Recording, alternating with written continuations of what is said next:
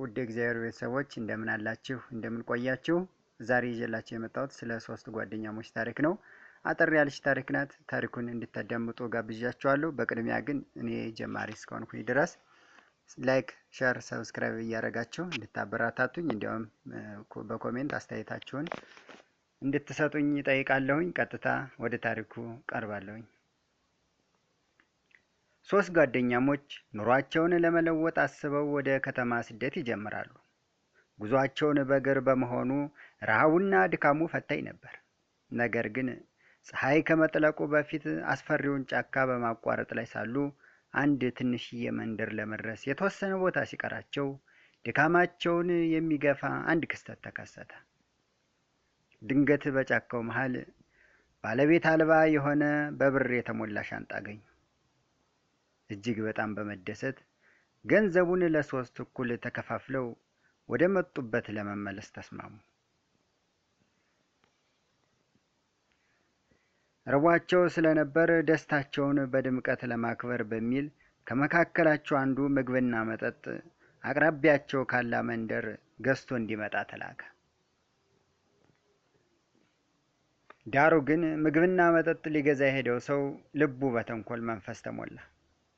ለምን በምግቡ ውስጥ መርዝ ደባልቄ አልወስድላቸውም?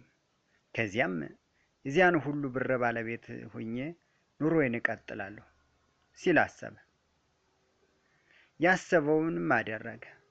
መርዝ ጨመረበት።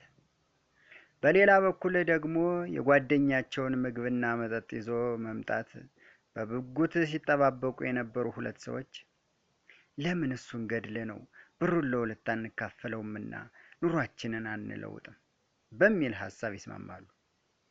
እናም ጓደኛቸው መጥቶ ምግቡና መጠጡ ፊታቸው ገና ከማስቀመጡ ባላሰበበት ፍጥነት ደብድበው ገደሉት።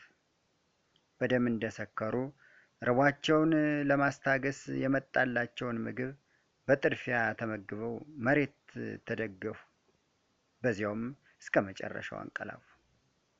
በብር ፋንታ ቢዘገይም የማይቀረውን ሞትን በፍጥነት ተከፋፈሉ። እንግዲህ አሳ ጎርጓሪ ዘንዶ ያወጣል ነውና ነገሩ። የሰው ፈላጊ የራሱን ያጣል የተባለውም ለዚህ አይደል? የተሰጠህን አሜን ብለህ ካልተቀበልህ ያለህንም ትቀማለህ። እግዚአብሔር መልካም ሆኖ በሰጠን ጊዜ ውስጥ እኛም መልካም እንሆን። በእያንዳንዱ እንቅስቃሴያችን ላይ ፍቅር በላያችን ላይ ይንገስ። የምናስበውም የምንሰራውም የምንፈጽመውን ከፍቅር ከልባችን መሆን አለበት። ፍጹም አናስመስል። መልካም ከመባል ይልቅ መልካም መሆንን እንምረጥ።